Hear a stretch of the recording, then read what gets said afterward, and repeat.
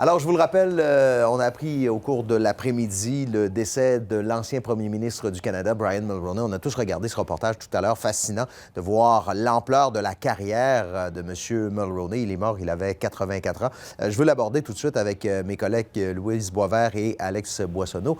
Bonsoir à vous deux. Bonsoir. Dans le reportage, on disait qu'il avait fait ses études ici. Puis ça va au-delà de ça, Louise. Il y a un carrefour international, Brian Mulroney, à l'Université Laval. Oui, bien en fait, dans les dernières années, M. Mulroney s'est rapproché de l'Université Laval. D'abord parce qu'il a contribué financièrement là, pour des bourses pour des étudiants de la faculté de droit. Mais vous avez raison, ils ont nommé un nouveau pavillon de l'École supérieure d'études internationales qui s'appelle dorénavant le Carrefour international Brian Mulroney. Et l'Université Laval, qui est son alma mater, évidemment, lui a remis dans les dernières années aussi un diplôme, un honoris causa. Alors ça, c'est pour l'Université Laval, mais petite anecdote pour vous, on retourne un peu dans le passé. Brian Mulroney avait aussi des liens avec la Ville de Québec, rappelez-vous, parce qu'il était président du conseil d'administration de Québecor et c'est lui qui était chargé de négocier un retour possible d'une équipe de la Ligue nationale de hockey ici à Québec au moment de l'ouverture du centre Vidéotron. Bon, l'histoire nous confirme que c'est pas encore arrivé, mais il y a quelques années, il négociait très fort en coulisses pour en attirer une ici. Et Alex, dans le reportage, on voyait tout à l'heure qu'il a été controversé, puis à peu près tous les premiers ministres le sont éventuellement. Oui. Mais à la fin, c'est un homme qui imposait quand même le respect, qui était respecté des autres politiciens. Moi, je m'attends, Bruno, à ce qu'il y ait beaucoup d'éloges pour Brian Mulroney au cours des prochaines minutes. Puis déjà, je garde un œil sur les réseaux sociaux, un peu voir ce que ça donne. Puis je vous dirais que ça dépasse toutes les frontières politiques. Parce que Brian Mulroney incarnait un peu le premier ministre canadien qui essayait de rapprocher le Québec de la Fédération. C'était le premier ministre du beau risque avec René Lévesque et Pierre-Marc Johnson, celui qui a voulu réintégrer le Québec dans la Constitution, dans l'honneur et l'enthousiasme, on entendait dans le reportage. Ce qui fait que déjà, on voit des réactions sur les réseaux sociaux de gens du Parti libéral, Parti québécois, associé à la Coalition Avenir Québec, qui rappellent à quel point ça a été un premier ministre important et qui a fait beaucoup pour le Québec. Donc moi, je m'attends à ce que dans les prochaines minutes, là, il y ait beaucoup de bons commentaires pour lui. On va revenir à nos affaires courantes, permettez-moi. L'affaire qui attire notre attention en premier, c'est cette consultation sur la mobilité qui a été décriée sur plusieurs tribunes. Je veux vous entendre tous les deux là-dessus, parce que la ministre était ici cette semaine, puis je lui demandais pourquoi est-ce qu'on le fait, et la première réponse, c'est de dire parce qu'on l'avait promis. Mais au-delà de ça, que comprenez-vous de la démarche du ministère des Transports à ce sujet, Louise, surtout dans sa forme actuelle? Bien, oui, puis c'est vrai que le gouvernement l'avait promis. C'est le premier ministre qui l'avait fait au lendemain de la défaite là, dans Jean Talon. Des fois, on a un peu la mémoire courte.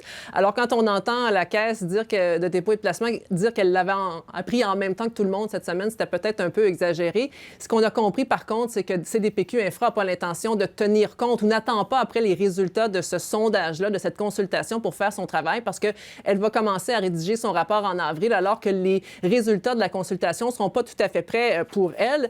Pour ce qui est de la forme proposée, vous l'avez dit, il n'y avait pas grand monde pour défendre, pour applaudir le geste qui a été posé, sauf peut-être les citoyens parce qu'à ce jour, là, en ce moment, il y a 47 000 personnes qui sont allées remplir le questionnaire sur le site du ministère des Transports. Ça ne peut pas être que des doublons ou des gens qui appartiennent à des groupes d'intérêt. Ça suscite de l'intérêt chez monsieur, madame, tout le monde et ça, il ne faut jamais le sous-estimer. On en parle depuis 5 ans là, du tramway, du troisième lien à Québec. C'est important de les consulter, mais ce sera aussi important de voir qu'est-ce que la CAQ va faire avec les résultats, parce que quand on sollicite l'intérêt des gens, si on ne fait rien à la fin ou si on fait le contraire de ce que... Exactement, on crée des attentes. Alex? Moi, là-dessus, je dirais que c'est une bonne chose en démocratie de consulter la population, surtout, comme vous l'avez dit, Louise, lorsqu'on l'a promis. Cela dit, dans la manière de le faire, je pense qu'il y a beaucoup à voir avec l'accueil assez froid que cette proposition-là a reçu, parce que c'est vrai qu'il y a des milliers de personnes qui ont participé à la consultation, mais en même temps, le fait que les gens puissent voter ou plutôt répondre aux questionnaires partout au Québec. Oui, les questionnaires sont différents qu'on soit à Québec ou dans les Laurentides, mais le fait que tout le monde puisse participer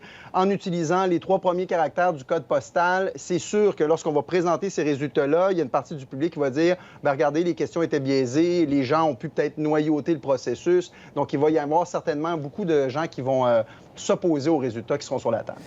La grosse nouvelle du jour, c'est la loi 21, victoire sur toute la ligne pour le gouvernement du Québec. Alex, qu'est-ce que ça veut dire dans le rapport de force, que je dirais éternel, entre Québec et Ottawa, là?